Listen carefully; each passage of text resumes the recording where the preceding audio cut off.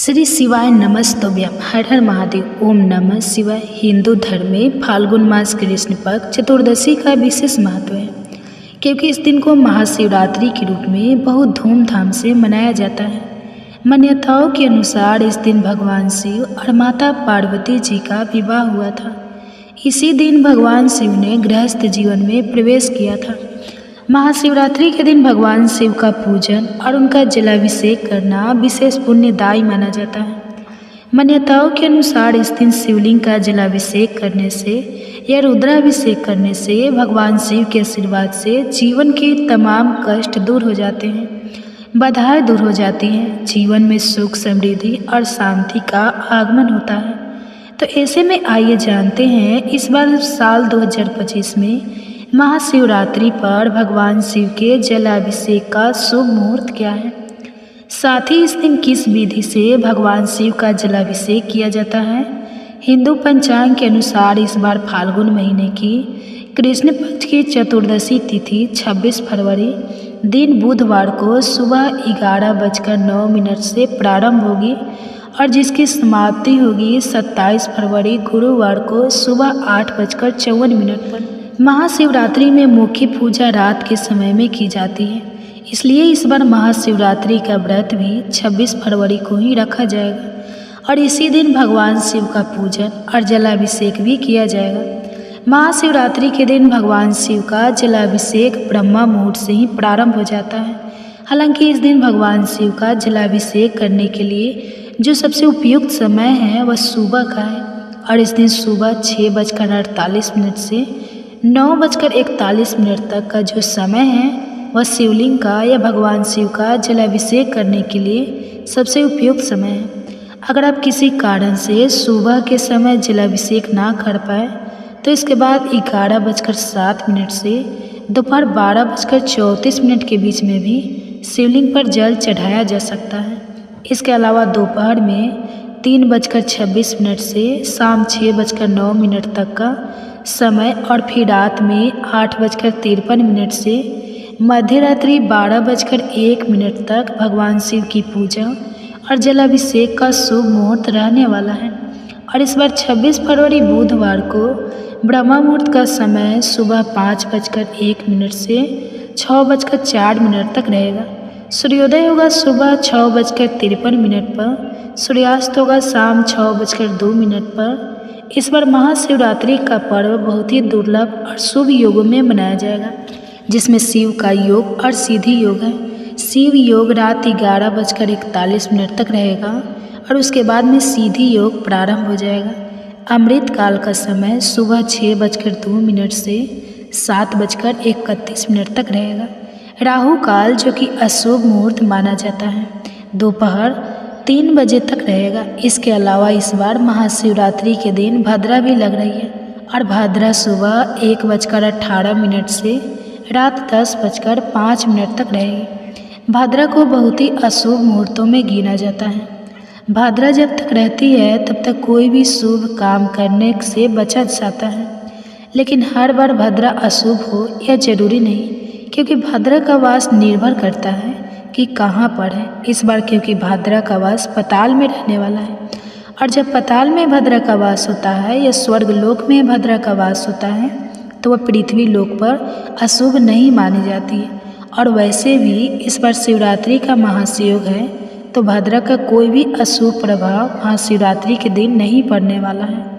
आप पूजा पाठ या जलाभिषेक आराम से कर सकते हैं। महाशिवरात्रि के व्रत में रात के समय या प्रदोष काल के समय मुख्य पूजा की जाती है। तो अब आपको बताते हैं निश्चिता काल मुहूर्त, प्रदोष काल और 4 पहर की पूजा के मुहूर्त के बारे में। 26 फरवरी बुधवार को प्रदोष काल मुहूर्त रहेगा शाम 5:04 से 7:10 तक। निश्चिता काल मुहूर्त रहेगा रात 12:09 से 1 बजे तक। तो जो भी भक्त उपवास रखने वाले हैं उन भक्तों को इन मुहूर्तों में जरूर पूजा करनी चाहिए। हो सके तो जितने भी शुभ मुहूर्त हैं उन सभी में पूजा कर ले। यदि संभव ना हो तो किसी भी एक मुहूर्त में, चाहे प्रदोष काल हो या निश्चिता काल मुहूर्त हो, आप पूजा या जलाभिषेक या फिर रुद्राभिषेक भी करना चाहते हैं तो कर सकते हैं। अब जानिए 4 पहर की पूजा के शुभ मुहूर्त के बारे में। तो प्रथम पहर पूजा समय रहेगा शाम 6:19 से रात 9:26 तक। दूसरे पहर की पूजा का शुभ मुहूर्त रहेगा रात 9:26 से मध्य रात्रि 12:34 तक। तीसरे पहर की पूजा का मुहूर्त मध्य रात्रि 12:34 से अगले दिन सुबह यानी 17 फरवरी को सुबह 3:41 तक। चौथे और अंतिम पहर की पूजा का शुभ मुहूर्त सुबह 3:41 से 6:48 तक रहेगा। महाशिवरात्रि में चतुर्थी तिथि की मध्य रात्रि से लेकर अगले दिन तक पूजा की जाती है। जो भक्त होते हैं वह रात भर जागरण करके चारों पहरों में पूजा करते हैं, जलाभिषेक करते हैं या अलग अलग सामग्रियों से भगवान शिव को प्रसन्न करते हैं। जिनके लिए सभी मुहूर्तों में पूजा करना संभव हो वह सभी चारों पहरों में पूजा कर सकते हैं।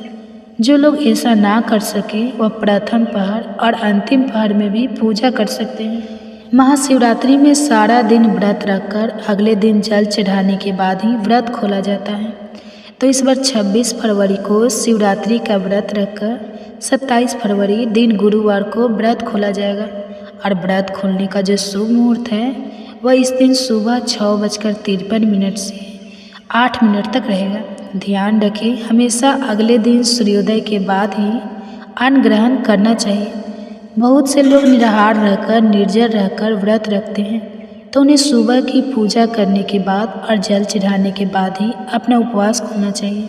महाशिवरात्रि के दिन ब्रह्मा मुहूर्त में उठना चाहिए, फिर महादेव का ध्यान करना चाहिए। इसके बाद स्नान करके सूर्य देवता को जल चढ़ाना चाहिए। फिर आसपास शिव मंदिर में जाकर या घर पर ही दूध, दही, घी, शहद और गंगाजल मिलाकर शिवलिंग का अभिषेक करना चाहिए। अगर आपके पास शिवलिंग नहीं हो तो मिट्टी की मूर्ति या फिर मिट्टी के शिवलिंग बनाकर भी पूजा कर सकते हैं। इसके बाद अक्षत, मौली, चंदन, बेलपत्र, सुपारी, पान, मौसमी फल, फूल और नारियल समेत सभी विशेष सामग्री शिवलिंग पर अर्पित करनी चाहिए। ऐसा कहा जाता है कि नारियल के जल से शिवलिंग का अभिषेक नहीं करना चाहिए। आप साबुत पानी वाला नारियल शिवलिंग पर अर्पित कर सकते हैं। फिर महादेव के मंत्रों का जाप करना चाहिए। ओम नमः शिवाय सबसे शक्तिशाली मंत्र है। आप इस मंत्र का जाप करें। यदि शिवलिंग का पूजन या अभिषेक कर रहे हैं तो ध्यान रखिएगा पूरी परिक्रमा ना करें, केवल आधी परिक्रमा ही करनी चाहिए। जलधारी को लांघना नहीं चाहिए।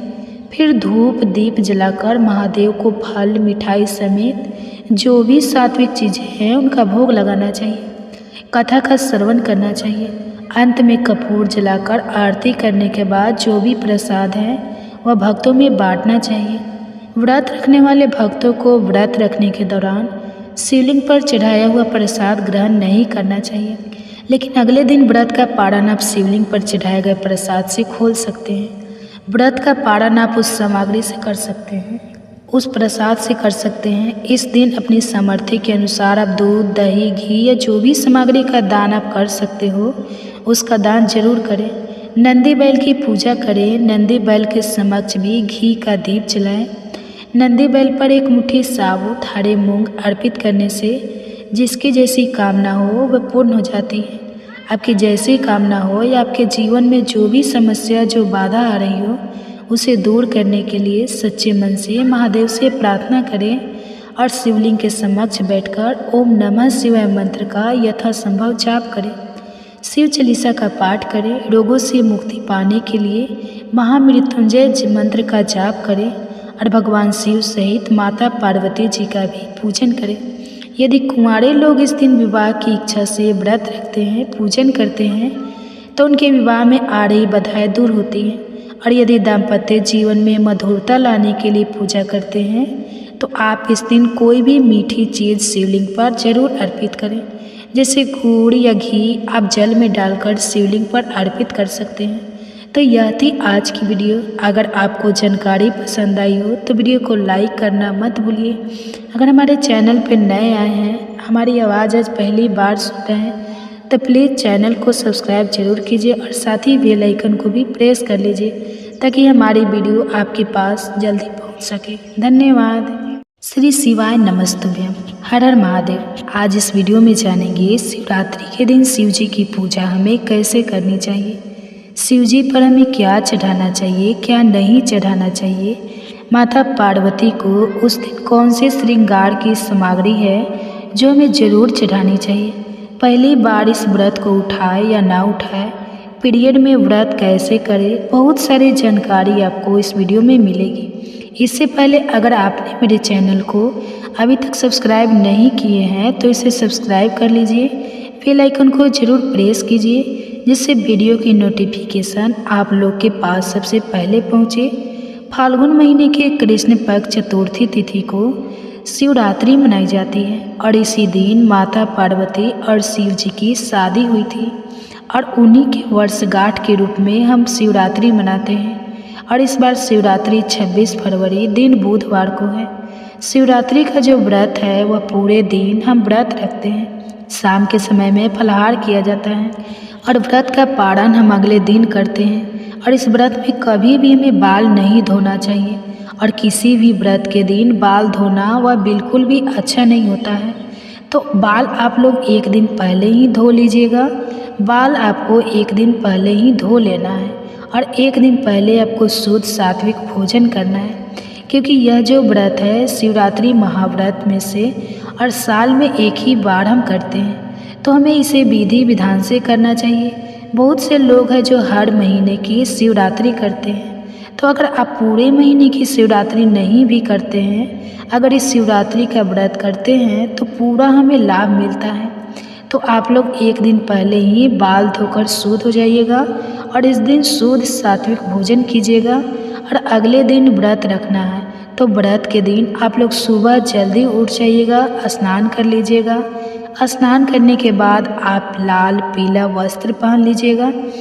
उस दिन हमें सिंदूर भी जरूर लगाना चाहिए। जब भी कोई खास व्रत त्यौहार हो तो हमें अपने सिंदूरा से सिंदूर जरूर लगाना चाहिए। तो आप लोग सिंदूरा से सिंदूर लगा लीजिएगा।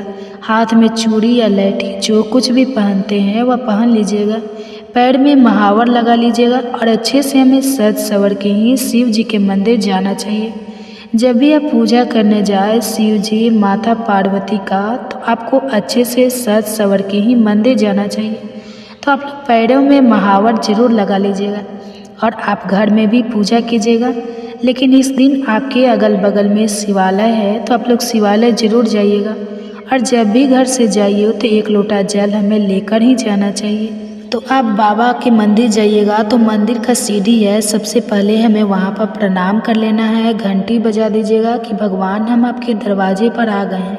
और उसके बाद आप लोग जल अभिषेक कीजिएगा। तो जल अभिषेक के लिए आपके पास अगर गंगा जल है तो आप लोग गंगा जल ले लीजिएगा और गाय का कच्चा दूध और पंचामृत से अभिषेक करना चाहते हैं तो दूध, दही, घी, शक्कर, शहद ये 5 चीज़ होना चाहिए।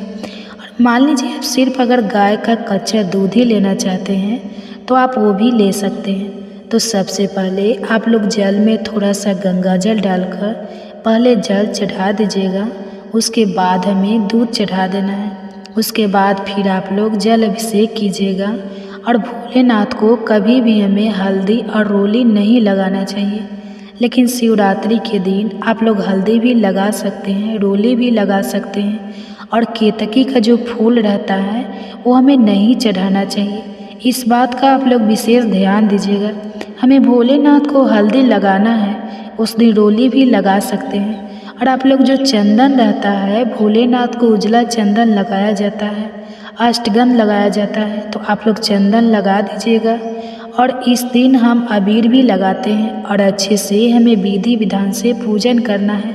काला तिल है तो काला तिल चढ़ा दीजिएगा और अक्षत कभी भी जो चावल है वह खंडित नहीं होनी चाहिए।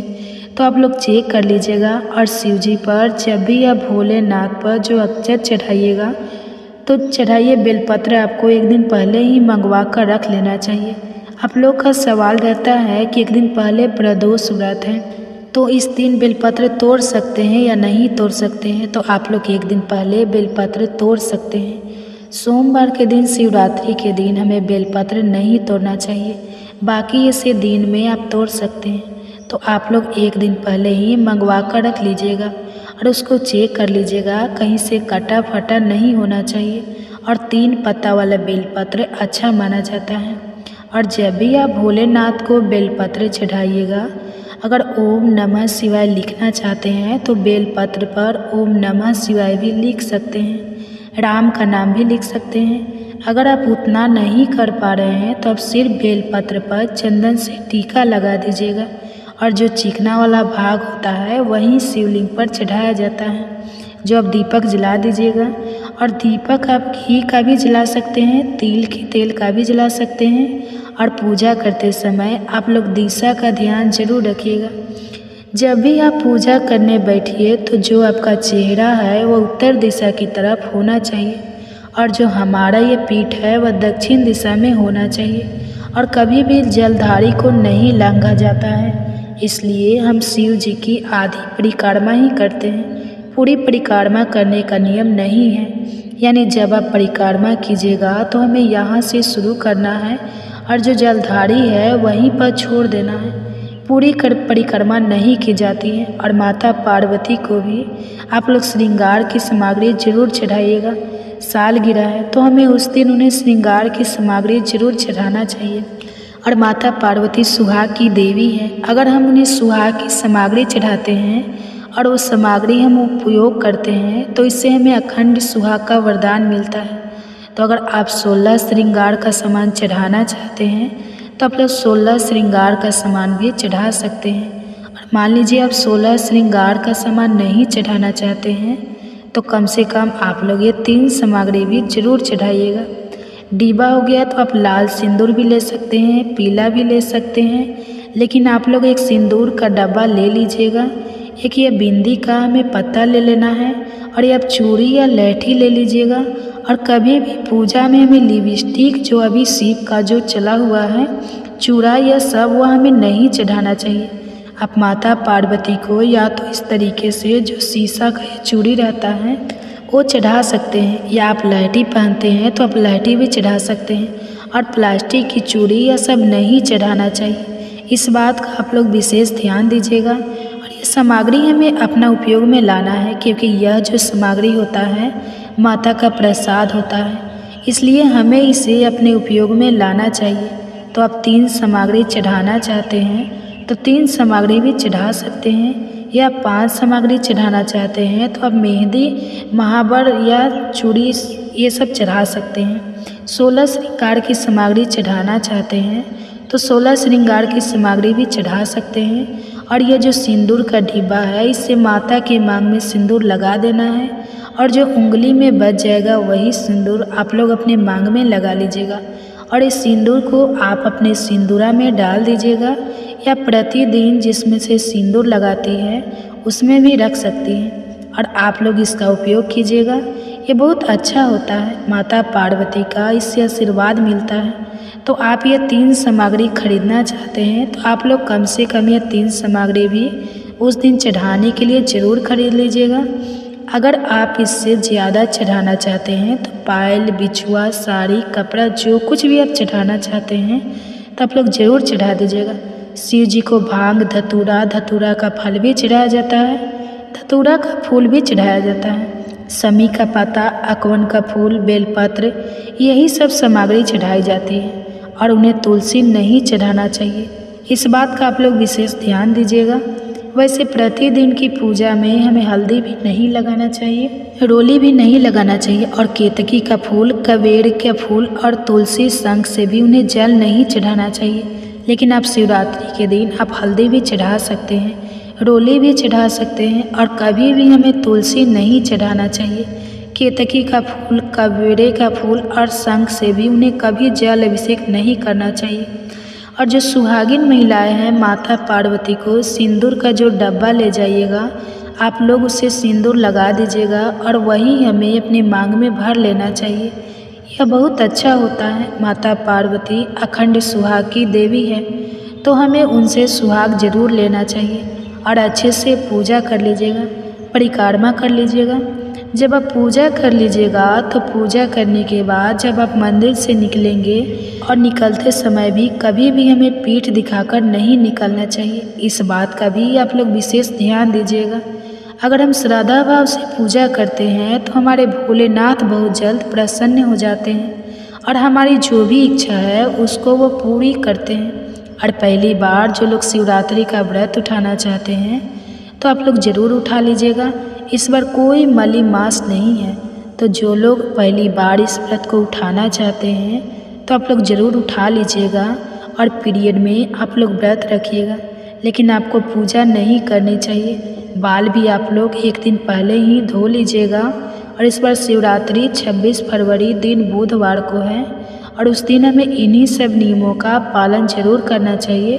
और मंदिर हो सके तो आप लोग ज़रूर जाइएगा।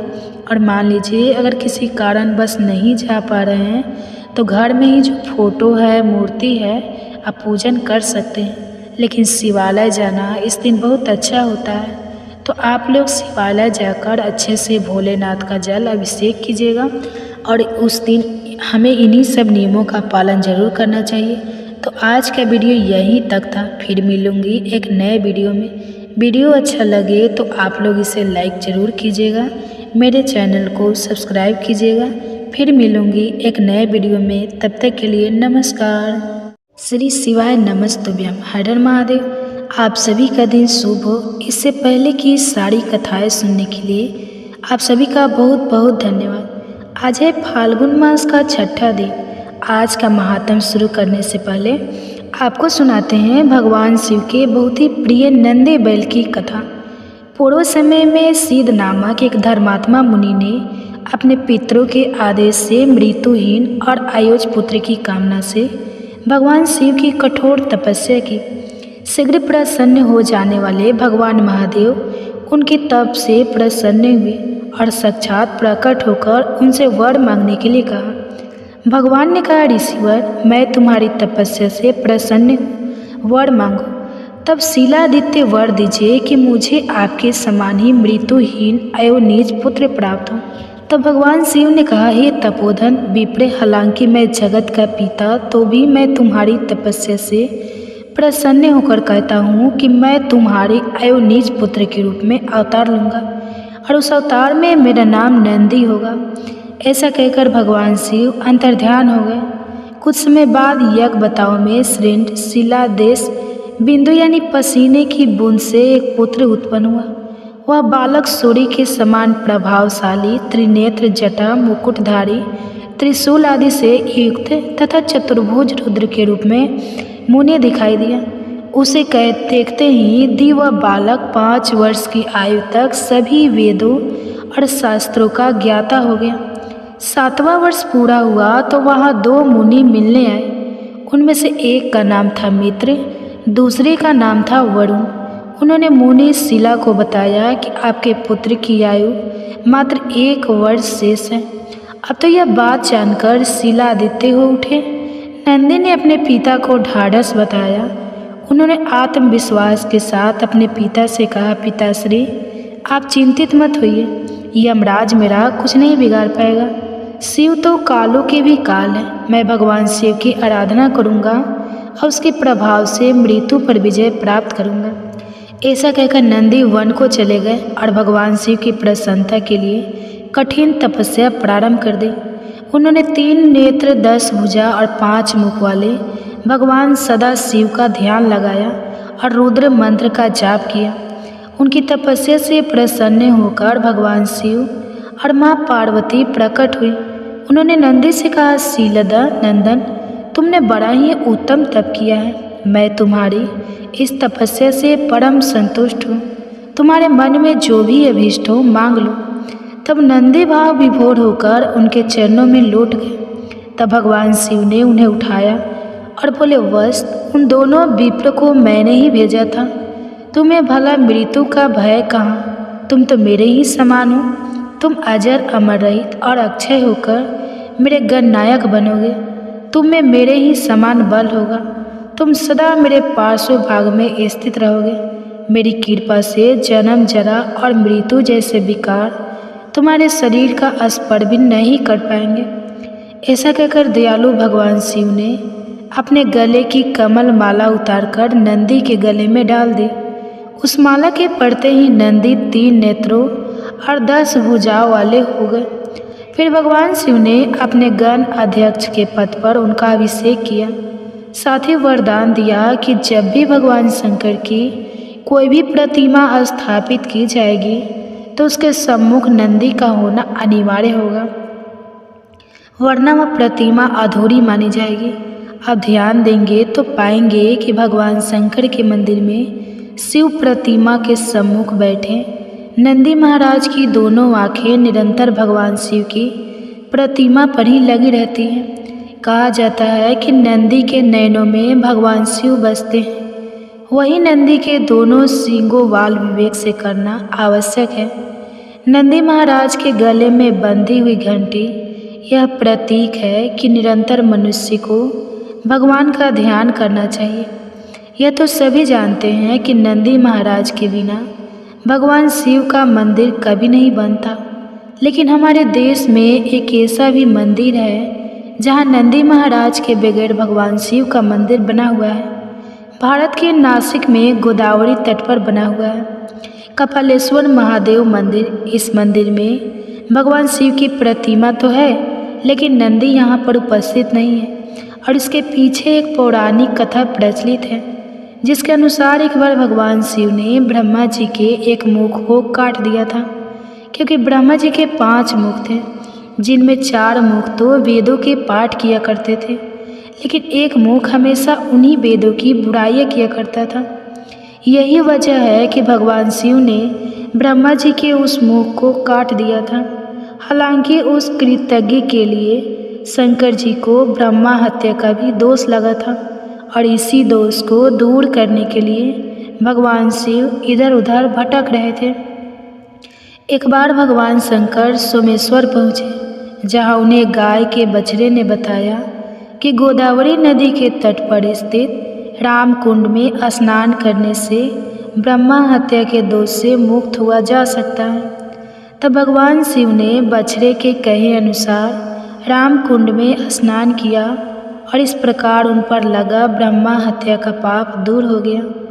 भगवान शिव ने उस बछड़े को अपना गुरु मान लिया, और बछड़े के रूप में नंदी जी ही महाराज शिव जी के सामने प्रकट हुए थे। उस समय शिव जी ने उन्हें अपना गुरु मान लिया था। यही कारण है कि जब कपालेश्वर मंदिर का निर्माण हुआ तो भगवान शिव ने उस मंदिर में नंदी महाराज के सम्मुख बैठने से मना कर दिया, क्योंकि वह उनको अपना गुरु मान चुके थे। यही कारण है कि नासिक कपालेश्वर मंदिर में भगवान शिव की प्रतिमा तो है, लेकिन नंदी महाराज इसमें स्थापित नहीं है। ऐसा विश्वास है कि यदि कोई मनोकामना नंदी बैल के कानों में कह दी जाए तो मनोकामना बहुत शीघ्र पूर्ण हो जाती है, क्योंकि नंदी बैल को भगवान शिव का कोतवाल माना जाता है, और हमारी मनोकामनाएं भगवान शिव तक नंदी बैल ही पहुंचाते हैं। इसलिए कभी भी भगवान शिव की पूजा करने के साथ साथ बैल की पूजा भी अवश्य करनी चाहिए। तो यह थी नंदी बैल की कथा। आप सुनिए आज का महात्म। श्री सूत जी कहते हैं, एक समय दशा देश के राजा व्रज बाहु की पत्नी सुमति अपने नवजात शिशु के साथ असाध्य रोग की शिकार हो गई थी। इसलिए दुष्ट बुद्धि राजा ने उसे वन में त्याग दिया। वहाँ पर अनेक तरह के कष्ट भोगते हुए वह प्रयासपूर्वक आगे बढ़ने लगी। बहुत दूर जाने पर उसने वैसे का एक नगर देखा, जिसमें बहुत से स्त्री पुरुष नहा करते थे। उस नगर का रक्षस एक बहुत बड़ा महाजन वैश्य था, जो कि प्रज्ञाकर के नाम से प्रसिद्ध था। वह दूसरे कुबेर के समान धनवान था। उस वैश्य आज के घर में सेवा टहल का कार्य करने वाली कोई दासी उधर ही आ रही थी। वह दूर से ही राजपत्नी को देखकर उसके पास आई। उसने रानी को देखते ही उसका सारा हाल जान लिया। वह पुत्र सहित अत्यंत कष्ट भोग रही थी। दासी ने अपने स्वामी को उस स्त्री का दर्शन कराया। वैश्यराज ने रोगी पुत्र के साथ स्वयं भी रोग से पीड़ित हुई। राजपत्नी को एकांत में बुलाकर उसका सारा हाल पूछा, और सब बातें जान लेने पर अपने घर के पास में ही एकांत घर में उसे ठहरा दिया। अन्न, वस्त्र, जल और शैया आदि का प्रबंध करके वैसे ने अपनी माता के समान उसका आदर किया। उस घर में सुरक्षित होकर रहती हुई राजपत्नी के व्रण और यक्ष्मा आदि रोगों की शांति नहीं हुई। कुछ ही दिनों में रानी का पुत्र भी घाव से पीड़ित होकर वैद्य की पहुंच से बाहर हो गया, अर्थात वैद्य भी उसका इलाज नहीं कर पाए और वह मृत्यु को प्राप्त हो गया। अपने पुत्र के मरने पर रानी को बड़ा दुख हुआ और वह दुख से ग्रस्त होकर मूर्छित हो गई और टूटी हुई बेल के समान धरती पर गिर पड़ी। फिर होश आने पर वैसे की स्त्रियों ने उसे बहुत समझाया। फिर भी वह बहुत दुखी होकर विलाप करने लगी कि हाँ, पुत्र वधु बांधव से त्यागी हुई अपने इस दीन और अनाथ माता को छोड़कर तुम कहाँ चले गए। जब वह इस प्रकार विलाप कर रही थी, उसी समय ऋषभ नाम से प्रसिद्ध एक शिव योगी वहाँ आ पहुँचे। वैश्यराज ने अर्घ देकर उनका आदर सत्कार किया, जिसके बाद वे शोकग्रस्त राजपत्नी के पास जाकर इस प्रकार कहने लगे, बेटी तुम इतना क्यों रो रही हो। संसार में जिसका जन्म हुआ है और कौन मृत्यु को प्राप्त हुआ, यह शरीर आदि जल के फेन के समान क्षण भंगुर, कभी इनके होने का भ्रम होता है तो कभी यह शांत हो जाते हैं और कभी पुनः इनकी स्थिति होती है। इसलिए फेन अर्थात झाग के समान इस शरीर की मृत्यु होने पर विद्वान पुरुष शोक नहीं किया करते। सत्व आदि तीनों गुण माया से उत्पन्न होते हैं और उन्हीं तीनों गुणों के शरीर की उत्पत्ति होती है। वर्तमान संसार में जीव अपने कर्मों के बंधन से बनकर बार बार ऐसी सुख अथवा दुखम अवस्था को प्राप्त होता है जिसका अनुमान करना अत्यंत कठिन है। जिनकी आयु एक कल्प तक की मानी गई है, ऐसे देवताओं की स्थिति में भी उलट फेर होता रहता है। फिर जो अनेक प्रकार के रोगों से ग्रस्त है, ऐसे मनुष्य देहधारी प्राणियों की तो भला बात ही क्या है। भगवान शिव की एक धार्मिक कथा के साथ ऋषि उपमन्यु बड़े प्रेम वृत्ति थे। दिन रात भगवान की भक्ति किया करते और अपने प्रेम के प्रसून यानी पुष्प भगवान शिव के चरणों में अर्पित किया करते थे। न उन्हें खाने की सूझ थी, न विश्राम की चिंता। वृक्षों से गिरे हुए फल ही उनका एकमात्र भोजन था। धरती ही उनकी सैया थी और अंबर यानी आसमान ही उनके लिए छाया के समान था। एक बार ऋषि उपमन्यु परिभ्रमण के लिए निकले। वे घूमते घूमते समुद्र के तट पर चले गए। समुद्र में ऊंची ऊंची लहरें उठ रही थी। भैरव गर्जन हो रहा था। उपमन्यु को वे लहरें प्रकृति के कोमल हाथों के समान लगी और वह भैरव गर्जन मधुर संगीत के समान उन्हें लगने लगा। उन्होंने सोचा, यह जगह तो बड़ी मनोरम है, बस यही तप करना चाहिए। यह सोचकर ऋषि उपमन्यु समुद्र के तट पर बालू के कणों के ऊपर आसन बिछाकर बैठ गए और भगवान शिव के ध्यान में मग्न हो गई। कई वर्षों तक ऋषि उपमन्यु इसी तरह से तपस्या करते रहे। उनके इस अखंड तप को देखकर देवराज इंद्र आकुल हो उठे। उन्होंने सोचा, कहीं ऐसा ना हो कि उपमन्यु अपने तप की शक्ति से स्वर्ग पर अपना अधिकार जमा ले। अब देवराज इंद्र के मन में ईर्ष्या जाग उठी। वे ऋषि उपम के तप को डिगरा के लिए कुबेर देवता को साथ लेकर चल पड़े। अब दोनों विचित्र वेश धारण करके समुद्र तट से कुछ दूरी पर ही थे कि उन्हें दो और मनुष्य दिखाई पड़े जो एकदम उन्हीं के समान वेशधारी थे। वे मन ही मन सोचने लगे कि यह दोनों कौन है और कहाँ जा रहे हैं। तभी देवराज इंद्र के कानों में डमरू की ध्वनि सुनाई पड़ी। उन्होंने डमरू की ध्वनि को सुनकर सोचा, अवश्य ये शिव जी की ही महिमा संभव। भगवान शिव ही इन दोनों मनुष्य के रूप में यह प्रकट हुए हैं और ये ऋषि उपमन्यु की दृढ़ता की परीक्षा लेना चाहते हैं। छिप कर देखना चाहिए कि यह क्या करते हैं। वे दोनों मनुष्य समुद्र तट पर ऋषि उपमन्यु के निकट उपस्थित हो गए और उन्होंने अपना विचित्र वेश बना लिया।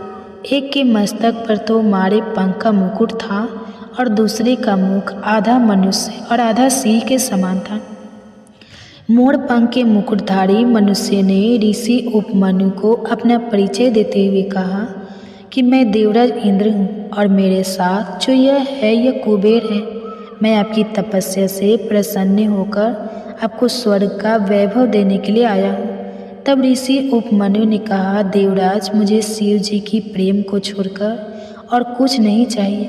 आपने दर्शन देकर मुझे कृतार्थ किया, यही बहुत है।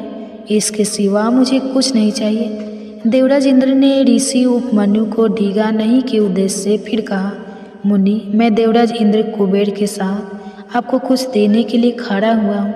आप राज्य, वैभव, महल जो चाहे मांग लीजिए, मेरे लिए आपको कुछ भी उद्देश्य नहीं है। ऋषि कुछ उत्तर दे पाते उसके पहले ही माया के इंद्र ने कुबेर की ओर देखते हुए कहा, कुबेर, महामुनि के लिए इस रेती में स्वर्ण महल बना दीजिए, ऐसा महल जिसकी बराबरी का तीनों लोकों में कोई दूसरा महल न हो। यह कहकर माया के कुबेर ने अपना हाथ ऊपर उठाया। देखते ही देखते समुद्र के तट पर दिव्य स्वर्ण महल बनकर तैयार हो गया। ऐसा महल जो सभी प्रकार के सुखों और वैभव से परिपूर्ण था। माया के इंद्र ने ऋषि उपमन्यु की ओर देखते हुए कहा, महामुनि, यह स्वर्ण महल आपके लिए है। बालू के कणों से उठकर आप महल में निवास कीजिए और सभी प्रकार के सुखों का उपभोग कीजिए। लेकिन ऋषि उपम ने कहा, देवराज, मैं आपकी कृपा से कृतज्ञ हूँ, पर मुझे शिव जी के प्रेम को छोड़कर और कुछ भी नहीं चाहिए। मेरे लिए बालू के यह कण ही कोमल सैया के समान है, धरती ही मेरा बिस्तर है और यह आकाश का बितान ही मेरा घर है। यह सुनकर माया के इंद्र की भौं टेढ़ी हो गई। उन्होंने सोचा, मेरे दिए हुए इस वैभव को यह ऋषि नकार कैसे सकता है। तो क्रोध भरे स्वर में कहने लगे, महामुनि, आप मेरा अपमान कर रहे हो। मैं स्वर्ग का अधिपति हूँ और आपके शिव है शमशानवासी। मेरे पास तो स्वर्ग का वैभव है, जबकि आपके नंग धगंग शिव के पास तो कुछ भी नहीं है। आप मेरे दिए हुए वैभव को स्वीकार करें, नहीं तो मैं व्रज के आपका मस्तक काट कर फेंक दूंगा। ऐसा कहकर मायावी इंद्र ने अपने हाथ ऊपर उठाए और चमचमाता हुआ एक व्रज उनके हाथ में आ गया। लेकिन ऋषि उपमन्यु बिल्कुल भी विचलित नहीं हुए, भयभीत नहीं हुए और दृढ़तापूर्वक बोले, देवराज, मैं सब कुछ सुन सकता हूँ, पर अपने आराध्य देव की निंदा मैं नहीं सुन सकता। आपको अपने व्रज का अभिमान है तो मुझे भी शिव जी के प्रेम का बल है। मैं अभी प्रेम की शक्ति से आपके व्रज को खंड खंड किए देता हूँ। ऐसा कहकर ऋषि ने कमंडल का जल हाथ में लिया और वे भगवान शिव के ध्यान में डूबकर हाथ का जल व्रज पर फेंकना ही चाहते थे कि भगवान शिव अपने वास्तविक रूप में वहाँ प्रकट हो गए और उन्होंने कहा, बस कीजिए महामुनि, बस कीजिए, मैं तो आपके प्रेम पर मुक्त हो गया हूँ। आपने अपने प्रेम से मुझे जीत लिया है। अब आप मेरे साथ मेरे गण के रूप में रहिए। ऋषि उपमन्यु प्रेम से गदगद होकर भगवान शिव के चरणों में लौट गए। फिर भगवान शिव ने उन्हें उठाकर अपने हृदय से लगा लिया। देवराज इंद्र और कुबेर देव, जो अभी तक छुपे हुए थे, प्रकट हो गए और सम्मिलित में भगवान शिव की जय जयकारा करने लगे। सभी मिलकर प्रेम से बोलिए, भोले शंकर भगवान की जय। अब सुनिए फाल्गुन मास महात्म के 5वें दिन का अध्याय। श्री सूत जी कहते हैं, हे ऋषियों, जो नित्य आनंदमय, शांत, निर्विकल्प, निरामय, अनादि अनंत शिव तत्व को जानते हैं, वे परम पद को प्राप्त होते हैं। जो धीर पुरुष काम भागों से विरक्त होकर भगवान शंकर में हेतु रहित परास भक्ति करते हैं, उनका मोक्ष हो जाता है और वे फिर संसार बंधन में कभी नहीं पड़ते। जो मायामय संसार में चिरकाल तक सुखपूर्वक विहार करके अंत समय पर मोक्ष चाहते हैं, उनके लिए यह धर्म बताया गया है कि संसार में भगवान शिव की पूजा सदा ही स्वर्ग और मोक्ष का कारण है।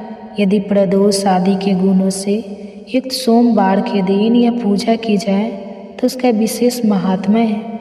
जो केवल सोमवार को भी भगवान शंकर की पूजा करते हैं, उनके लिए इस लोक और परलोक में कोई भी वस्तु दुर्लभ नहीं है। सोमवार को उपवास करके पवित्र होकर इंद्रियों को वश में रखते हुए वैदिक अथवा लौकिक मंत्रों से विधि पूर्वक भगवान शिव की पूजा करनी चाहिए। ब्रह्मचारी, गृहस्थ, कन्या, सुहागिन स्त्री अथवा विधवा कोई भी क्यों न हो, भगवान शिव की पूजा करके मनोवांछित वर पाता है। इस विषय में हे ऋषियों, अब मैं एक कथा कहूँगा जिसको सुनकर मनुष्य मोक्ष प्राप्त करते हैं और उनके मन में भगवान शिव की भक्ति जागृत हो जाती है।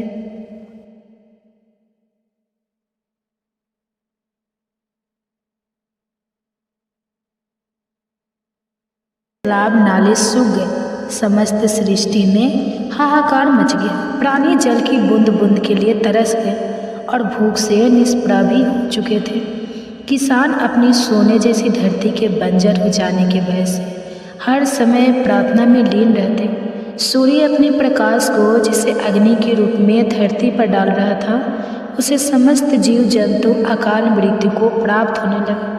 फिर भयंकर गर्मी में एक किसान ने अचानक अपने खेतों में हल जोतना शुरू कर दिया। संयोगवश भगवान शिव और देवी पार्वती जी भ्रमण करते हुए वहीं आ पहुँचे।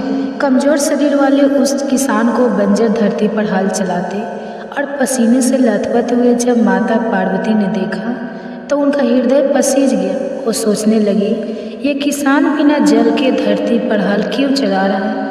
जब तक अकाल की स्थिति है, हल चलाने का तो कोई औचित्य ही नहीं होगा। इसी सोच में डूबी हुई माता पार्वती जी भगवान शिव बोले, देवी क्या सोच रही हो? तब भगवान शिव से देवी पार्वती जी बोली, देव, पिछले कई वर्षों से अकाल पड़ा हुआ है। बिना वर्षा के इस बंजर धरती पर कुछ भी तो नहीं उगेगा। फिर इस किसान को क्या पड़ी है जो इस भयंकर गर्मी में धरती पर हल चला रहा है? इससे वह खुद भी परेशान हो रहा है और बेचारे भूखे प्यासे बैल भी परेशानी में हैं। क्या इस किसान को लगता है कि वर्षा होगी? देवी पार्वती जी की बात सुनकर भगवान शिव बोले, देवी नहीं, इसे कोई पूर्वाभास नहीं है कि वर्षा होने वाली है। अकाल के 12 वर्षों का समय बीत जाने से इसे इस बात का भी आभास है कि निकट भविष्य में वर्षा होने का कोई संकेत नहीं है। तब देवी पार्वती जी ने भगवान शिव की बात को बीच में ही काटते हुए कहा, देव, फिर यह व्यक्ति मूर्खता क्यों कर रहा है? क्यों यह सूखे बंजर खेत में हल चला रहा है? तब माता पार्वती जी की शंका का समाधान करते हुए भगवान बोले, देवी, ये व्यक्ति मूर्ख नहीं है, इसे सब कुछ पता है। फिर भी यह हल इसलिए चला रहा है कि कहीं इस लंबे अकाल में निठल्ले बैठे रहने से वो हल चलाना ही ना भूल जाए। भगवान शिव का उत्तर पाकर देवी पार्वती उस किसान के कष्टों के निवारण का उपाय ढूंढने लगी। जानती थी देवी कि भगवान शिव जब भी अपना वर्षा दाई शंख बजाते हैं तो वर्षा होने ही लगती है। तब उन्होंने भगवान शिव से कहा, प्रभु, किसान ये सोचकर कि कहीं वह हल चलाना ही ना भूल जाए, कितना कष्ट उठाकर हल चला रहा है। लेकिन प्रभु, आपने भी तो इतने वर्षों से अपना वर्षा शंख नहीं बजाया है, कहीं ऐसा ना हो कि आप भी शंख बजाना भूल जाए। तब भोलेनाथ तपाक से बोले, नहीं पार्वती, ऐसा कैसे हो सकता है कि मैं शंख बजाना भूल जाऊं? तब पार्वती जी झट से बोली, क्यों नहीं प्रभु, ऐसा क्यों नहीं हो सकता? इतने वर्षों से आपने शंख नहीं बजाया, ऐसे में हो सकता है इस किसान की तरह आप भी शंख बजाना ही भूल गए हों। तब भगवान शिव कहने लगे, नहीं पार्वती, मुझे शंख बजाना आता है और अपना शंख बजाना ना तो मैं भूला हूँ और ना कभी भूल ही सकता हूँ। भगवान शिव ने देवी पार्वती जी की शंका निवारण के प्रयास में कहा, लेकिन पार्वती जी थी कि अपनी जगह अड़न थी। कहने लगे, भोलेनाथ, अगर ऐसा नहीं है तो फिर एक बार बजाकर देख क्यों नहीं लेते? देवी की बात सुनकर भगवान शिव को भी लगा कि वे संदेह में गिर गई है। उनका संदेह दूर करने के लिए उन्होंने तुरंत अपनी झोली से दाई शंख निकाला और पूरे वेग से उसे बजाने लगे। बस फिर क्या था, शंख नाद होते ही समूचे आकाश में मेघ घिरा, काले रंग के घनघोर बादल आकाश में, और बारिश ना हो, ऐसा भला कैसे होता? फिर भगवान शिव पूरे वेग से शंख नाद करते रहे और मेघ भी पूरे जोर शोर से बरस पड़े। देखते देखते मूसलाधार बारिश होने लगी। समूची धरती जलमग्न हो उठी। इतनी बारिश हुई कि सारी धरती की प्यास बुझ गई। अब किसान नाचने लगे। मनुष्य की क्या समझ, पशु पक्षी भी भगवान शिव की इस कृपा से धन्य उठे। माता पार्वती समूचे संसार की प्रसन्नता से गदगद हो उठी। माता पार्वती जो अपनी व्यवहार कुशलता के कारण पृथ्वी वासियों को संकट से बचाने के कारण ही जगदम्बा कहलाई। वे भगवान शिव से मुस्कुराते हुए बोली, स्वामी, आप तो सचमुच भोले भंडारी हैं। भगवान शिव भी समझ चुके थे कि देवी पार्वती ने उनसे शंख बजाने का आग्रह बार बार क्यों किया था। तो यह थी भोले शंकर की कृपा की कहानी। अब सुनिए फाल्गुन मास महात्म का आज का दिन। श्री सूत जी कहते हैं, त्रयोदशी तिथि में से यह काल प्रदोष कहा गया है। प्रदोष काल के समय महादेव जी कैलाश पर्वत के रजत भवन में नृत्य करते हैं और देवतागण उनके गुणों का स्तवन करते हैं। इसलिए धर्म, अर्थ, काम और मोक्ष की इच्छा रखने वाले पुरुषों को प्रदोष काल में नियम पूर्वक भगवान शिव की पूजा, होम, कथा और गुणगान करना चाहिए। दरिद्रता के अंधकार से अंधे और भावसागर में डूबे हुए संसार भय से भीरू मनुष्य के लिए यह प्रदोष रथ पार लगाने वाली नौका है। भगवान शिव की पूजा करने से मनुष्य दरिद्रता, मृत्यु, दुख और पर्वत के समान भारी ऋण भार को जल्दी ही दूर करके विश्व पूजित हो जाता है। एक बार देवराज इंद्र सहित देवताओं ने भगवान शिव की परीक्षा लेनी चाहिए।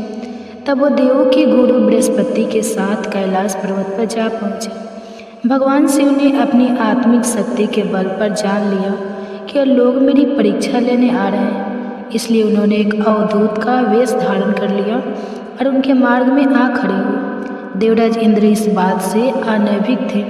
तब इंद्र ने उन्हें राह से हट जाने का संकेत किया, किंतु अवधूत पीठधारी शिव जी अपने स्थान पर खड़े रहे। यह देखकर इंद्र को क्रोध आ गया। कहने लगे, अरे हट, रास्ते से जानती नहीं मैं कौन हूँ, हट जा, नहीं तो व्रत से तेरे टुकड़े टुकड़े कर दूंगा। धमकी सुनकर अवधूत वेशधारी शिव जी को क्रोध आ गया। उन्होंने जोर से एक हुंकारा भरी, जिसे सुनकर चारों दिशाएं कांप उठी। गुरु बृहस्पति तुरंत भाप गए कि अवधूत वास्तव में और कोई नहीं बल्कि स्वयं भगवान शिव है। तब उन्होंने, क्या अनर्थ कर रहे हो सुरेंद्र, तुम भगवान शिव को नहीं पहचान रहे? अरे यह तो साक्षात भगवान शिव है। तब इंद्र को अपनी भूल का ज्ञान हुआ और वह तुरंत भगवान शिव के चरणों में गिरकर क्षमा मांगने लगा। कहने लगा कि क्षमा करे भगवान, मुझसे पहचानने में भूल हो गई। गुरु बृहस्पति ने भी कहा, हाँ प्रभु, देवेंद्र को क्षमा कर दीजिए, ये आपको पहचान नहीं पाए थे और अनजाने में ही इन्होंने आपको अपशब्द भी कह दिए। क्षमा कीजिए प्रभु। गुरु बृहस्पति के अनुनय विनय करने पर भगवान शिव ने इंद्र को क्षमा कर दिया। फिर इस घटना के कुछ दिनों के बाद एक विलक्षण चमत्कार हुआ। समुद्र तट पर गंगा सागर के किनारे एक बालक रेत में पड़ा हुआ रुदन कर रहा था। उसके गले में इतना प्रलयकारी रुदन फूट रहा था कि उसके चारों दिशाएं कांपने लगी। देव, दानव, दैत्य सब घबरा गए। वायु थम सा गई। घबराए देवता इंद्र सहित पितामह ब्रह्मा के पास पहुँचे और उनसे कहा, पितामह, सागर संगम पर एक अद्भुत बालक रेत में पड़ा रो रहा है और वह इतनी जोर जोर से रुदन कर रहा है कि देवों में तो भय छा गया है। कृपया चलकर इस संकट को दूर कर दीजिए। फिर पितामह ब्रह्मा, इंद्र आदि देवताओं के साथ सागर संगम पर पहुँचे। पितामह के पहुँचते ही सागर अपने स्थान से निकला। उसने इंद्र सहित पितामह की वंदना की। ब्रह्मा जी ने सागर से पूछा, जल में रेत पर पड़ा यह बालक कौन है? और इसके रुदन को सुनकर समस्त संसार त्रस्त हो रहा है। तब सागर ने कहा, मैं नहीं जानता भगवान, एक दिन एक विलक्षण तेज लहरों में आ गया था, उसी से इस बालक की उत्पत्ति हुई है। ऐसा कहकर सागर ने बालक को गोद में उठाया और ब्रह्मा जी की गोद में दे दिया। ब्रह्मा जी की गोद में आते ही बालक ने रोना बंद कर दिया और कुछ ही देर में अचानक बालक की बाहें आगे बढ़ी। उसकी दोनों बाहों ने ब्रह्मा जी का गला पकड़ लिया। यह देखकर अन्य सभी देवता स्तंभित हो उठे। ब्रह्मा जी ने अपना गला छुड़ाने का प्रयास किया, किंतु बालक के हाथों की पकड़ और मजबूत हो गई। फिर अचानक बालक ने उनका गला छोड़ दिया और मुस्कुराने लगा। तब ब्रह्मा जी अपना गला सुलाते हुए बोले, अरे इस बालक का नाम क्या है? सागर से तो अभी से बड़ा बलशाली है। तब सागर ने कहा, इसका अभी नामकरण नहीं हुआ है पितामह, आप ही इसका कोई नाम रख दीजिए। तब ब्रह्मा जी बोले, मैं इसका नाम जलंधर रखता हूँ और आज से यह तुम्हारा ही पुत्र कहा जाएगा। बालक का नामकरण करके सागर के हाथों में सौंपकर पितामह सहित सभी देवता अपने अपने धाम लौट गए।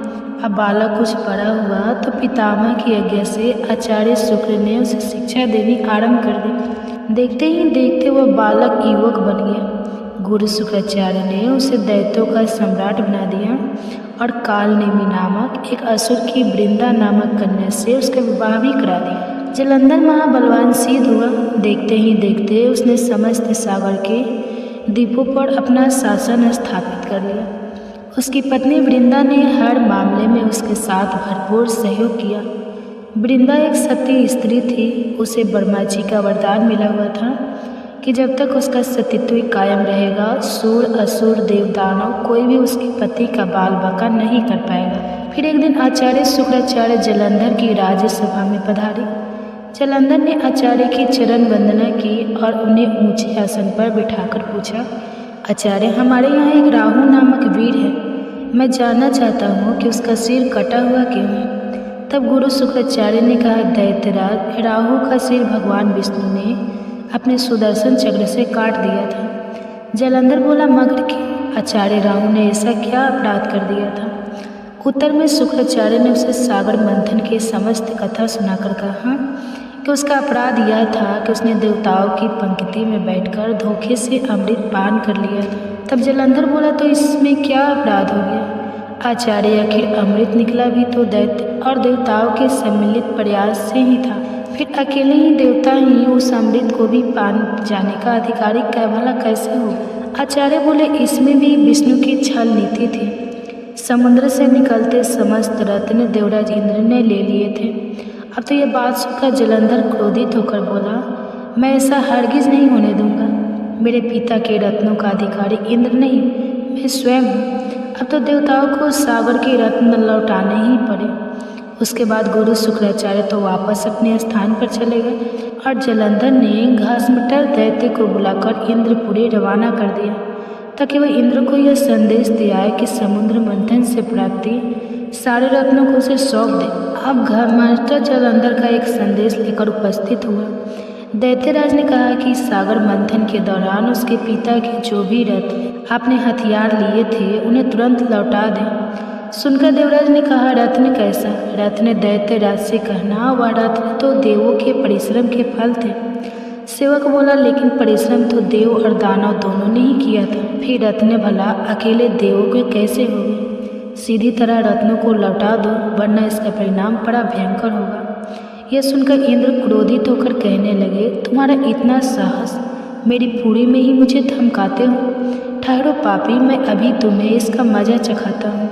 ऐसा कहकर इंद्र ने अपना ब्रज निकाल लिया, लेकिन तभी आचार्य बृहस्पति ने उन्हें रोक दिया। फिर इंद्र को समझाते हुए बोले, क्रोध में बताओ सुराज, यह दूत है और दूत अवध होता है, इसे जानो दो। इसके बाद सुनकर जलंधर तुम्हारे क्रोध के आग बबूला हो उठे। उसने तुरंत चारों दिशाओं में स्थित दैत्यों के पास संदेश भिजवा दिया कि वे तुरंत इंद्रपुरी पर आक्रमण कर दें। साथ ही साथ अपने सेनापतियों शुभ निशुम्भ के साथ इंद्रलोक पर चढ़ाई भी कर दी और वहां पहुंचकर दैत्य सेना ने देवताओं का विध्वंस करना आरंभ कर दिया। दैत्यों के दल अमरावती को नष्ट भ्रष्ट करने में लग गए। दोनों पक्षों के वीरों के शव जमीनों पर गिरने लगे। आचार्य बृहस्पति देवों की ओर से और शुक्राचार्य दैत्यों की ओर से घायल और मृत वीरों का उपचार करने लगे और वे पुनः जीवित होकर युद्ध करने लगते। चलता रहा, लेकिन किसी भी पक्ष को विजय नहीं मिल पा रही थी। इस पर जलंधर क्रोधित होकर गुरु शुक्राचार्य के पास पहुंचकर बोला, गुरुदेव, संजीवनी विद्या तो सिर्फ आप ही जानते हैं, फिर भला यह देवता मरकर जीवित कैसे हो रहे हैं? तब गुरु शुक्राचार्य बोले, दैत्यराज, संजीवनी बूटी का उपयोग करना आचार्य बृहस्पति भी जानते हैं। उन्होंने कई देवता इसी कार्य पर लगा रखे हैं कि द्रोणागिरी से संजीवनी बूटी लाते रहे। अगर किसी तरह देवताओं द्वारा द्रोणागिरी से बूटी लाना रोक दिया जाए तो आचार्य बृहस्पति देव को पुनः जीवित नहीं कर पाएंगे। तब जलंधर बोला, लेकिन हमें इस तरह से तो अपनी सेना का एक बड़ा हिस्सा द्रोणागिरी पर्वत की ओर ले जा पड़ेगा और फिर यहाँ तो भयंकर गति से युद्ध चल रहा है। ऐसा करना तो बड़ा मुश्किल भरा होगा। तब गुरु शुक्राचार्य कहने लगे, तो फिर क्यों ना द्रोणगिरी पर्वत को ही सागर में डुबो दिया जाए, फिर ना रहेगा बांस ना बाजेगी बांसुरी। शुक्राचार्य की बात सुनकर जलंधर अमरावती छोड़कर अब द्रोणगिरी पर्वत पर जा पहुंचा और अपने मंत्र विद बाणों से उसे समुद्र में डुबो दिया। इससे देवताओं को संजीवनी बूटी मिलनी बंद होने लगी। अब देवताओं में घबराहट फैल गई। देवराज इंद्र घबराते हुए आचार्य बृहस्पति के पास पहुंचे और बोले, हमारे वीर तो बड़ी संख्या में हताहत हो रहे हैं। आचार्य, अब क्या होगा? इस तरह तो समस्त देवताओं का ही विनाश हो जाएगा। तब गुरु बृहस्पति बोले, मेरी सलाह मानो देवेंद्र, ये युद्ध तुरंत बंद कर दो और अपनी सेना सहित भागकर जान बचा लो। जलंधर भगवान शिव के तेज से पैदा हुआ है और इसमें भगवान शिव की तरह अपार बल है। तुम अपनी जान बचा लो, बाद में कोई ना कोई उपाय जलंधर को मारने का तो निकल ही आए। अब आचार्य बृहस्पति की सलाह मानकर देवराज इंद्र सहित देवता युद्ध छोड़कर भाग निकले और फिर मेरु पर्वत की कंदरा में जा छुपे। शुभ निशुम्भ सहित दैत्यों की सेना ने उनका पीछा किया, किंतु देवता पहाड़ की गुफाओं में पहुंचकर अदृश्य हो गए। थक हारकर दैत्यों की सेना वापस लौट पड़ी। इंद्र इधर जलंधर ने सारी अमरावती को लूट लिया और स्वयं इंद्र के सिंहासन पर बैठ गया। इंद्र मेरु पर्वत की कंदरा से निकले और अपने साथियों के साथ भगवान विष्णु के पास पहुँचे। उन्होंने भगवान विष्णु से प्रार्थना की, रक्षा कीजिए प्रभु। इसके बाद क्या हुआ यह आप जानेंगे कल के अध्याय में। अब आप सुनिए भगवान शंकर की कथा। फाल्गुन मास को हम आम बोलचाल की भाषा में फागुन का महीना भी कहते हैं और हर बार की तरह आज से आपको हमारे इस चैनल पर हर दिन नियम से फाल्गुन मास की धार्मिक कथाएं भी सुनाई जाएंगी। कथाओं का शुभारंभ करने से पहले जानते हैं फाल्गुन मास के महत्व के बारे में। किस देवी देवता का पूजन इस पवित्र मास में किया जाता है, कौन कौन से ऐसे प्रमुख व्रत त्यौहार है जो इस मास में आते हैं और इस मास में किन चीज़ों का सेवन करना चाहिए, किन चीज़ का दान करना चाहिए। साल 2025 में फाल्गुन मास प्रारंभ होगा 13 जनवरी दिन गुरुवार से और फाल्गुन मास की समाप्ति होगी 14 मार्च शुक्रवार को। फाल्गुन पूर्णिमा के दिन जिस दिन रंगों का त्यौहार होली मनाया जाएगा, इस महीने में आने वाले सबसे खास त्यौहार के बारे में अगर बात करें तो संकष्टी चतुर्थी, विजयादशमी, महाशिवरात्रि, आमला की एकादशी और होली से ठीक 8 दिन पहले उल्लास तक लग जाते हैं। यह 8 दिनों का समय होता है जिसमें सभी शुभ काम रुक जाते हैं। हिंदी पंचांग के अनुसार अंतिम महीना होता है फाल्गुन का और इस महीने से धीरे धीरे गर्मी के दिन शुरू होने लगते हैं, ठंड कम होने लगती है। फाल्गुन मास में वैसे तो ये सारे त्यौहार प्रमुख है, लेकिन इन सभी त्योहारों में से 2 त्यौहार सबसे बड़े होते हैं जो खूब धूमधाम से मनाए जाते हैं। एक तो महाशिवरात्रि और दूसरा होली। हिंदू धर्म के अनुसार अन्य देवताओं में से एक चंद्र देवता है और चंद्र देवता के स्वामी भगवान शिव हैं और शिव जी ने चंद्रमा को अपने मस्तक पर धारण कर रखा है। इसलिए अगर पुराणों की मानो तो फाल्गुन मास चंद्र देवता की आराधना के लिए सबसे उपयुक्त समय माना जाता है, क्योंकि यह चंद्रमा का जन्म माह भी माना जाता है। इसके अलावा फाल्गुन मास भगवान श्री कृष्ण को भी समर्पित है। इस मास में भगवान श्री कृष्ण के 3 स्वरूपों की पूजा बहुत ही लाभदायी मानी जाती है, जिसमें श्री कृष्ण के बाल कृष्ण रूप और युवा रूप के कृष्ण और गुरु कृष्ण की पूजा की जाती है। बाल कृष्ण रूप की पूजा संतान प्राप्ति के लिए, युवा स्वरूप कृष्ण का पूजन दाम्पत्य जीवन मधुर बनाने के लिए और गुरु रूप कृष्ण का पूजन मोक्ष और वैराग्य पाने के लिए सभी को करना चाहिए। फाल्गुन शुक्ल अष्टमी को महालक्ष्मी जी और माँ सीता जी की पूजा का विधान है। इस मास में अपने खान पान और दिनचर्या में बदलाव करना बहुत ही खास माना जाता है, क्योंकि इस मास में भोजन में अनाज का प्रयोग कम और मौसमी फलों का सेवन अधिक करने की मान्यता है।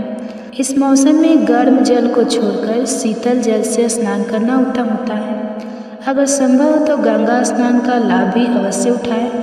मान्यता है कि रोगों से मुक्ति पाने के लिए फाल्गुन का महीना उत्तम है और इस महीने में भोले शंकर को सफ़ेद चंदन अर्पित करने से स्वास्थ्य लाभ होता है। चाहे तो आप हर दिन की पूजा में अर्पित कर सकते हैं या जो बहुत ही खास जो भगवान शिव को भी समर्पित दिन होते हैं या कोई खास पूजा पाठ के दिन होते हैं, उनमें आप भगवान शिव का या शिवलिंग का चंदन से अभिषेक कर सकते हैं। दूसरा, महालक्ष्मी जी की पूजा करने से आर्थिक तंगी से छुटकारा मिलता है और पूर्णिमा के दिन देवी देवताओं को अबीर गुलाल अर्पित करने से जीवन के सारे कष्ट दूर हो जाते हैं। फाल्गुन मास में दान का अधिक महत्व है और इस महीने में अपनी क्षमता के अनुसार गरीबों को दान और पितरों के निर्मित तर्पण भी जरूर करना चाहिए। फाल्गुन मास में शुद्ध घी, तेल, सरसों का तेल जिसमें खास तौर पर और मौसमी फल आदि का दान अत्यंत ही शुभ फल प्रदान करने वाला माना गया है। इस मास में ज़्यादा से ज़्यादा रंगीन वस्त्रों का आपको प्रयोग करना चाहिए। सुगंध का प्रयोग आप करें और भगवान कृष्ण की पूजा में अधिक से अधिक जितने हो सके रंग बिरंगे ताज़े फूलों का प्रयोग करें। और ध्यान रखें, हर बार की तरह मांस, मदिरा या नशे आदि के सेवन से परहेज करना चाहिए। तो चलिए अब शुभारंभ करते हैं फाल्गुन मास महात्म की कथाओं का। और कथा सुनकर आप वीडियो को लाइक करके कमेंट बॉक्स में हर हर महादेव तो जरूर लिख दीजिएगा, क्योंकि कथा सुनने के बाद आप इतने मुग्ध हो जाते हैं, मोहित हो जाते हैं कि आप वीडियो को लाइक करना या फिर कमेंट करना तो भूल ही जाते हैं। इसलिए आप हर दिन कथाएं सुनने के साथ साथ वीडियो को लाइक करके कमेंट भी जरूर कर दिया करें, क्योंकि कमेंट के माध्यम से मुझे यह भी पता चल जाता है कि आपको यह कथाएं कैसी लगती हैं। प्राचीन समय में नर्मदा नदी के तट पर नरम पंथी के परम भक्त और जितेंद्रिय थे। उनका गृहस्थ जीवन बहुत ही सुखी था। एक बार उनकी पत्नी सुचित समृद्धि ने उनसे कहा कि स्वामी, मेरे मन में बड़े समय से एक इच्छा है। तब मुनीश्वर बोले, ऐसी क्या इच्छा है जो तुम्हें इतने समय तक अपने हृदय में दबा कर रखनी पड़े? निसंकोच होकर कहो। तब देवी समृद्धि बोली कि हे देव, मैं आपसे भगवान महेश्वर जैसा एक तेजस्वी पुत्र चाहती हूँ। कृपा कर आप मेरी इस इच्छा को पूर्ण कीजिए। पत्नी की बात सुनकर विश्वान क्षण भर के लिए सतवत हो गए। वे सोचने लगे कि मेरी पत्नी ने यह कैसा दुर्लभ वर मांग लिया। ऐसा प्रतीत होता है कि भगवान पिनाकी रुद्र स्वयं उसके जीवा पर बैठकर बोल रहे हैं। ऐसा विचार करके उन्होंने अपनी पत्नी को अवशासन दिया और वे वाराणसी जा पहुँचे और कठिन तप द्वारा भगवान शंकर की बृहस्पति लिंग की उपासना करने लगे। तपस्या करते करते विश्वान मुनि को 12 मास बीत गए। रवे मास में एक दिन स्नान करके जैसे ही वे बृहस्पति लिंग के निकट पहुँचे, उन्हें लिंग के मध्य में एक बालक दिखाई दिया, जिसकी आयु 8 वर्ष थी। उसके मस्तक पर पीले रंग की जटा सुशोभित थी और मुख पर मधुर मुस्कान खिल रही थी।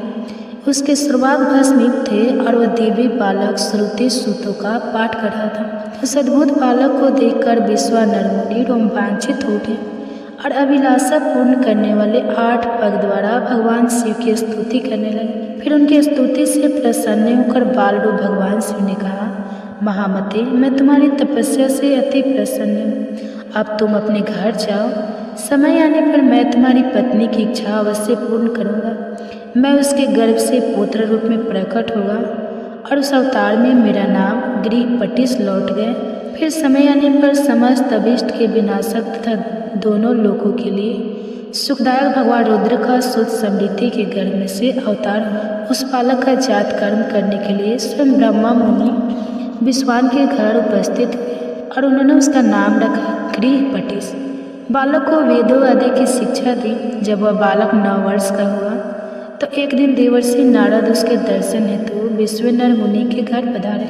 मुनि विश्वास ने उनका हृदय से सत्कार कर यथोचित आसन आदि दिए। तब देवर्षि नारद ने कहा, हे मुनि, तुम्हारे यह पुत्र तो बहुत ही भाग्यशाली है, किंतु एक आशंका मुझे व्यतीत किए हुए है। तब विश्वानर ने चौंक कर पूछा, कैसी आशंका? महर्षि, तब महर्षि ने उत्तर दिया, मेरी आशंका यह है कि जब तुम्हारा यह पुत्र 12 वर्ष का होगा तो इस पर बिजली या फिर पानी का भय आएगा। यह बात सुनकर मुनि विश्वान और उनकी पत्नी गहन चिंता में डूबे। उन्हें इस प्रकार चिंताग्रस्त हुए देखकर गृह प्रवेश जाने की आज्ञा दी। तब मुनि ने आज्ञा दे दी।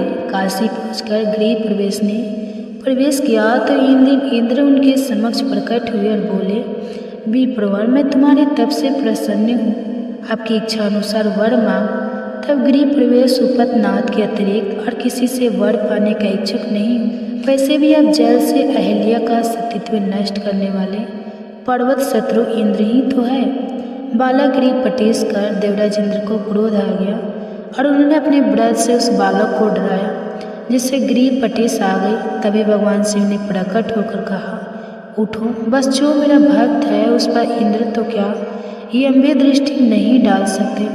आज से मैं तुम्हें अग्निपद प्रदान करता हूँ। तुम्हारे द्वारा स्थापित यह लिंग काशी में अग्निश्वर के नाम से प्रसिद्ध होगा। ऐसा कहकर भगवान शिव वहीं अंतर्ध्यान हो गए और बालक गृहपटिस बालक की कथा सभी मिलकर प्रेम से बोलिए, भोले शंकर भगवान की जय।